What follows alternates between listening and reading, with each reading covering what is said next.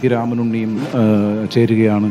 Sir, വളരെ അടുത്ത ബന്ധമായിരുന്നു അങ്ങേക്ക് പിന്നെ എം ടിയുമായിട്ടുണ്ടായിരുന്നത്. ആ വ്യക്തിബന്ധം ഒന്ന് താങ്കൾ മനസ്സിലാക്കി.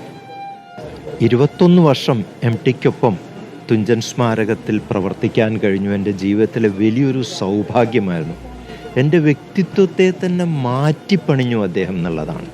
ഒരു എഴുത്തുകാരൻ എങ്ങനെയാകണം, ഒരു കലാകാരൻ എങ്ങനെയാകണം, ഒരു സ്ഥാപനത്തിൻ്റെ നേതൃത്വത്തിലിരിക്കുന്ന ആളെങ്ങനെയാകണം എന്നതിൻ്റെ എല്ലാം ഉദാഹരണമാണ് അദ്ദേഹത്തിൻ്റെ ജീവിതത്തിൽ കൂടി കാണിച്ചതെന്ന്. എം ടിയെ കണ്ടാൽ വിചാരിക്കും പുള്ളി വളരെ കർക്കശക്കാരനാണെന്ന്. പക്ഷെ അവിടെ 21 കൊല്ലം അവിടെ ജോലി എടുത്തിട്ടും ഒരു കാര്യം ഒരു കൽപ്പിക്കുന്ന മാതിരി ശ്വാസിക്കുന്ന സ്വരത്തിൽ അദ്ദേഹം പറഞ്ഞിട്ടില്ല എന്നുള്ളതാണ്. അദ്ദേഹം ഒന്ന് ധ്വനിപ്പിക്കും, അപ്പോൾ തന്നെ അദ്ദേഹത്തിൻ്റെ കൂടെ പ്രവർത്തിക്കുന്നവരെല്ലാം അദ്ദേഹത്തിൻ്റെ ഇംഗിതത്തിനനുസരിച്ച് പ്രവർത്തിക്കും. ഒരു മാനേജ്മെൻറ്റ് പണ്ഡിറ്റുകൾക്കും മനസ്സിലാക്കാൻ പറ്റാതെ മറ്റുള്ളവരെ സ്വാധീനിക്കുകയും പ്രചോദിപ്പിക്കുകയും ചെയ്യാനുള്ളൊരു മാസ്മരിക സിദ്ധി എം ടിക്കുണ്ട്. എം ടി തുഞ്ചൻ സ്മാരകത്തിൽ വന്നു. ജനങ്ങളുടെ അഭിലാഷം എന്താണ്? തുഞ്ചത്തെഴുത്തച്ഛനെ, നമ്മളെ ഭാഷാപിതാവിനോടുള്ള ജനങ്ങളുടെ സ്നേഹാദരങ്ങൾ വർദ്ധിച്ചു വരികയാണെന്ന് മനസ്സിലാക്കിയോടുകൂടി അദ്ദേഹം അവിടെ ഉള്ള തരം താഴ്ന്ന ഏർപ്പാടുകളെല്ലാം നിർത്തി. അവിടുത്തെ പൂരത്തിന് സമാനമായിട്ടുള്ള ചില കളികളൊക്കെ നിർത്തി സാഹിത്യ സാംസ്കാരിക പ്രധാനമായിട്ടുള്ള പരിപാടികൾ അവിടെ നടത്തൽ തുടങ്ങി. അദ്ദേഹം ട്രസ്റ്റ് മെമ്പർമാരോട് പറഞ്ഞു, ഇത് നമ്മളൊരു വീട്ടിലെ കാര്യം മാതിരിയാണ് നടത്തേണ്ടത്. എഴുത്തച്ഛൻ നമ്മുടെ ഭാഷാപിതാവാണ്. എല്ലാവരും ഏറ്റെടുത്തു. DA അടക്കം തുഞ്ചൻ സ്മാരകത്തിൽ നിന്ന് ട്രസ്റ്റ് മെമ്പർമാർ വാങ്ങാറില്ല. നാട്ടുകാരാണ് അവിടെ കുശിനി നടത്താനും വിളമ്പാനും ഒക്കെ. അങ്ങനെ എല്ലാവരും ഇത് ഞങ്ങളുടേതാണ് എന്ന നിലയ്ക്ക് ഏറ്റെടുത്തു. മതേതരത്വത്തിന് വേണ്ടി തുടർച്ചയില്ലെങ്കിൽ നമ്മൾ നശിച്ചു പോകുമെന്നാണ്. എം ടി പലപ്പോഴും പറയാറുണ്ട്, എനിക്ക് എല്ലാവരും നന്നായിരിക്കണമെന്നാണ്.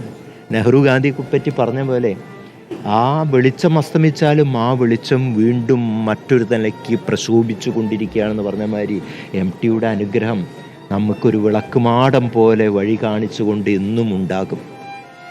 തുഞ്ചൻ സ്മാരകത്തിൽ എഴുത്തിനിരുത്തൽ ആദ്യം എഴുത്താശാന്മാർ മാത്രമാണ് നടത്തിയിരുന്നത്. പിന്നെ സാഹിത്യകാരന്മാർ, അത് ജാതി മതഭേദമന്യേ എല്ലാ ജാതിയിലും മതത്തിലും പെട്ട സ്ത്രീയും പുരുഷനുമായിട്ടുള്ള എഴുത്തുകാർ എഴുത്തിനിരുത്തി. ഇത് നമ്മുടെ കേരളീയമായ പാരമ്പര്യത്തിൻ്റെ നിസ്തുലമായിട്ടുള്ളൊരു കാര്യമാണ്.